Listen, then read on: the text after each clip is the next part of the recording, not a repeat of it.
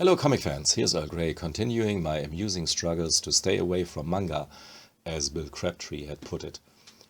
This time I have 3 manga titles for you, or to be more precise, 1 collection of short stories and 2 longer series. There are The Outsider and Other Stories by Tanabe, Die Wergelder by Hiroaki Samura, and The Kurosagi Corpse Delivery Service by Eiji Otsuka and Housui Yamazaki. Starting with the one I liked the most, Die Wergelder is written and drawn by the same guy who did The Blade of the Immortal and the still ongoing Wave Listen to Me. Kodansha has put out 3 English volumes so far, collecting the first 6 Japanese volumes. It's not concluded yet, and quite frankly, since we are introduced to more new personnel in the 3rd English volume and the story still gaining complexity and momentum, it doesn't appear to be finished within the next volume or so.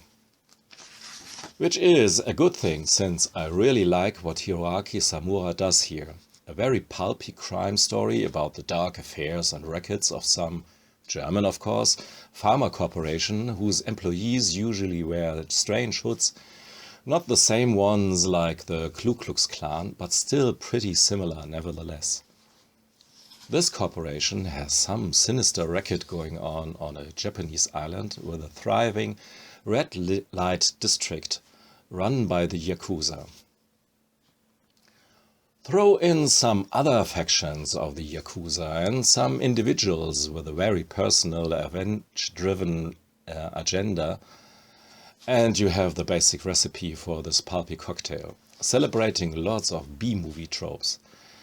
As there is FAPMA, or FEPMA, which stands for Flashy and Pretentious Martial Arts, as Samura explains.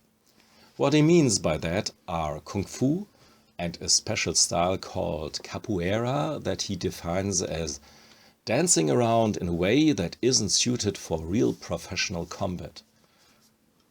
Be it as it may, there are a lot of amazing fight scenes, gloriously orchestrated violence and a decent body count, so the recommendation 18+ is very comprehensible. And the red light district setting gives enough excuses to throw in some cheesy, up to sexy, up to bizarre stuff in there, which makes the stories even more, not porn, absolutely not porn, but adult. Wouldn't hurt if Samura would use a bit bigger variety in his character types though, especially people who are intended to be European usually look very Asian to me, which doesn't help to distinguish the many characters from each other. But there's no way around, I really dig the way Samura draws women. Even if they have some girlish appeal, they are intended to be grown-up women. Strong, complex characters, some of them very disturbed and dangerous actually, often offenders and victims at the same time. The main plot, the premise, starting with the KKK, German pharma corporation, is totally bonkers of course, but it's just the stage for a very entertaining piece of adult entertainment. And yes, mentioning Tarantino is very overused these days, but this is actually a pitch for the next Quentin Tarantino movie, if there ever was one. By the way, the title giving Wergelder is an old German word that wasn't familiar to me.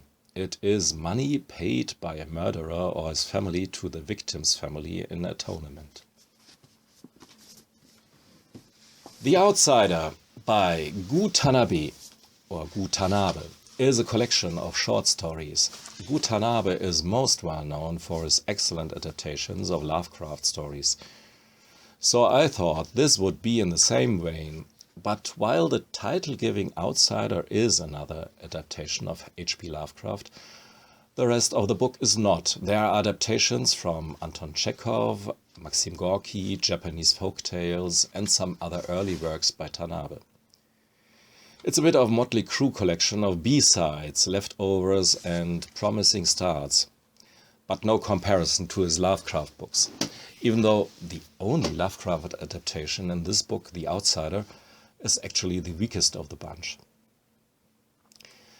This is the German edition. It seems that there is no English translation out there yet, but I would recommend to hunt down Tanabe's excellent Lovecraft adaptations, like At the Mountains of Madness first anyways, and that's available in English through Dark Horse for a while now. Last but not least, there's the Kurosagi Corpse Delivery Service, available in 5 handy omnibuses through Dark Horse.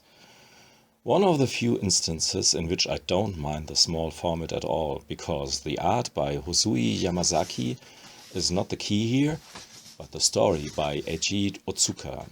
A group of students at a Buddhist university use their direct link to the dead.